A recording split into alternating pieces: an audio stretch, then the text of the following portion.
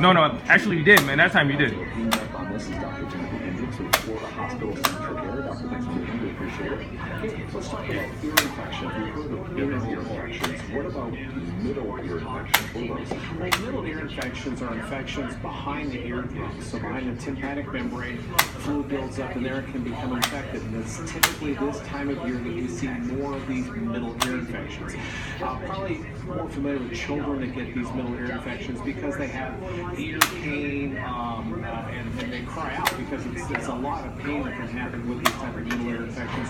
Younger children may not necessarily have the discomfort as much as just a fever that develops, but when people get an upper respiratory infection or children get an upper respiratory virus, this fluid builds up and then they get a secondary bacterial infection behind the eardrum. How is this treated? Is it treated differently than any ear infection? Kind of the same thing. Well, there's actually a couple of different ear infections. When we look at ear infections, there's the outer ear infection, which we commonly call the swimmer's ear. That's when you get a water in the ear canal, and it's more of an infection of the skin of the ear canal. The middle ear infection is behind the eardrum, and that's what we're talking about now. That's what we see in the wintertime. In the summertime, of course, we see more swimmer's ear. And inner ear infection is generally what we refer to as a middle ear infection, so they're used synonymously. So these are treated with drops. Yes. If it's behind the eardrum, you've got that fluid behind the eardrum. The only way to get the infection out is if you want an antibiotic pill or a liquid antibiotic that can get into your system and attack the infection behind the eardrum. If it's in a canal, like swimmer's ear, that's when we use the antibiotic drop. So it's important to know which is causing the pain, the outer or middle infection. And you mentioned that children get this so often. You tell your child, oh yeah, this is left untreated. Okay. Well, oftentimes it'll go in on its own. And so there's some evidence and some push to say that children that have middle ear infections don't necessarily need antibiotics. We're doing that a lot in Europe.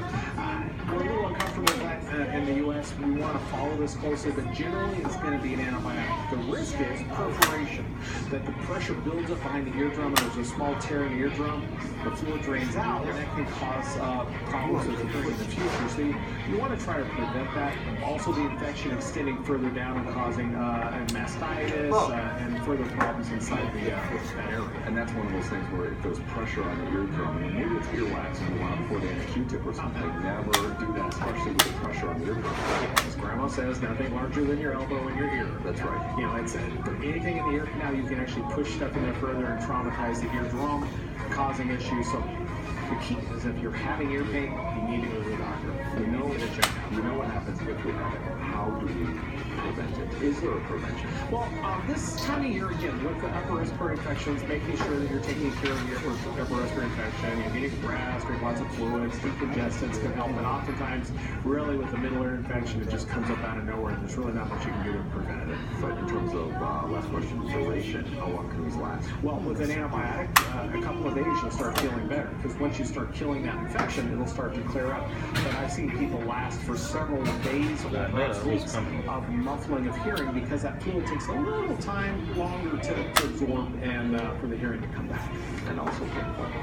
Yes, very painful. All right. Timothy Hendricks, Central Care. Timothy, thank you so much. You're welcome. The so-called Oprah effect is not working for Weight Watchers sales. The weight management company brought Oprah Winfrey on as its public face in October. Shares surged after Winfrey announced that she was taking a 10% stake in the company, joining its board and becoming a member. But since Weight Watchers shares have plunged almost 30% after the company reported a surprise $11 million quarterly loss. Winfrey saw the value of her stake drop by more than $27 million. But don't worry, that's not hurting her. She's still sitting on about $30 million of profit since October. And in the latest TV ads for the company, the media mogul says she lost 26. I forgot about you had. Is that right? Yeah. I forgot you had the book slide.